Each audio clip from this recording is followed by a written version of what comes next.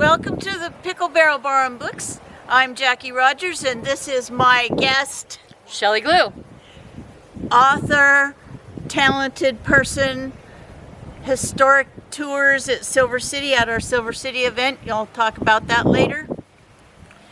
But today we were talking about petroglyphs, and we have a really cool park near here. I grew up here, but I've never been to this park. Celebration Park.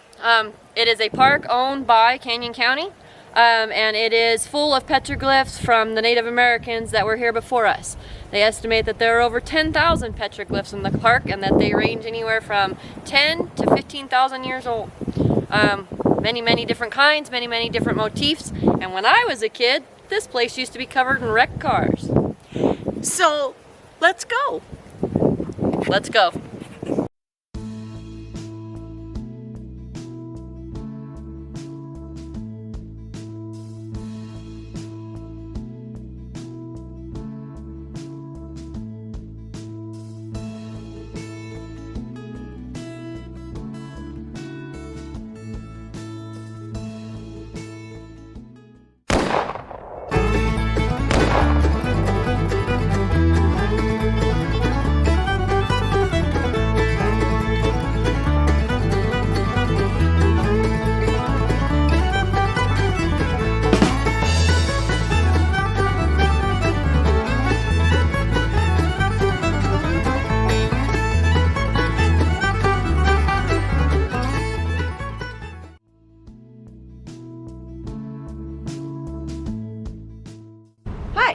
We're out here at Map Rock, celebrating the Native Americans that were here before us. This is Map Rock, named in 1920 by a Mr. Lambert, who discovered it, and he postulated that all the markings on the rock are a map of the Snake River, and if that's so, it's one of the oldest maps in the world. Right here are some of your most easy to identify petroglyphs. It's a herd of deer. Here's the baby deer, here's mommy deer, here's daddy deer, and that must be grandpa.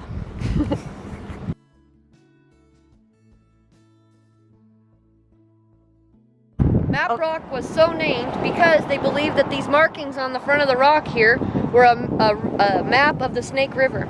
If that's the case, this is the oldest map in history. Very faint, hard to see now, but they're there.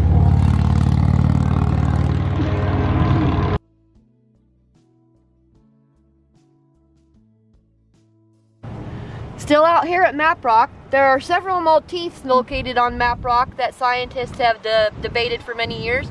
They call this the basket motif. It's a circular pattern or oval-shaped pattern with cross members, and they think that it may have been a symbol for a fish weir, good fishing spot.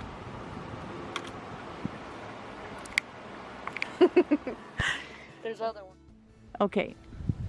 All right. So, all the boulders that you see out here in this boulder field, they are unique in that they're all rounded edges. These rounded edges were created by the Bonneville flood. The flood filled the canyon that you see behind us, and it rolled and tumbled these boulders and many others along the riverbanks and on the riverbeds, and it smoothed their edges, which made them a perfect place for the Indians to do their art.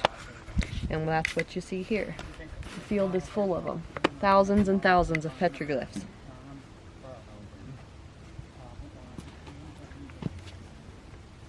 You got the figure 8 here motif on this rock. You see it over and over again on this rock. It's here.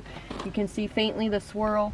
And the interesting thing also that I find about these rocks is that while they're black on the outside, when these rocks split open, they are no longer black. They are red inside.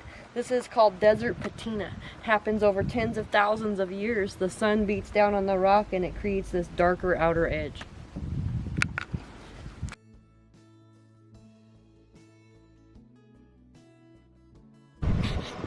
May be the symbol for a bighorn sheep.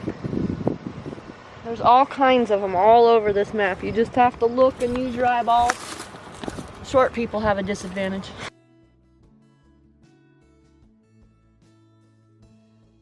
Okay. Out here at Celebration Park, looking at some excellent examples of petroglyphs. These are fairly abstract. I couldn't exactly tell you what they are, but some of them, especially this one up here, to me, look like handprints. They feel like handprints. My hand fits right inside. There's the figure 8 motif again, a variation of. There's some abstract shapes here that I can't interpret for you. It's interesting that we can see them now, and yet we have no idea what most of these represent.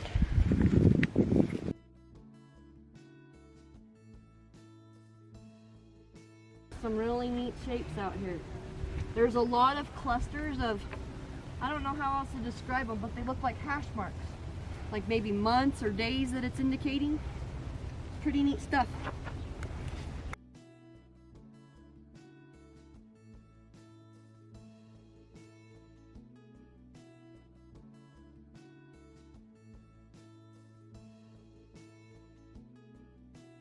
What are you doing, baby? Huh?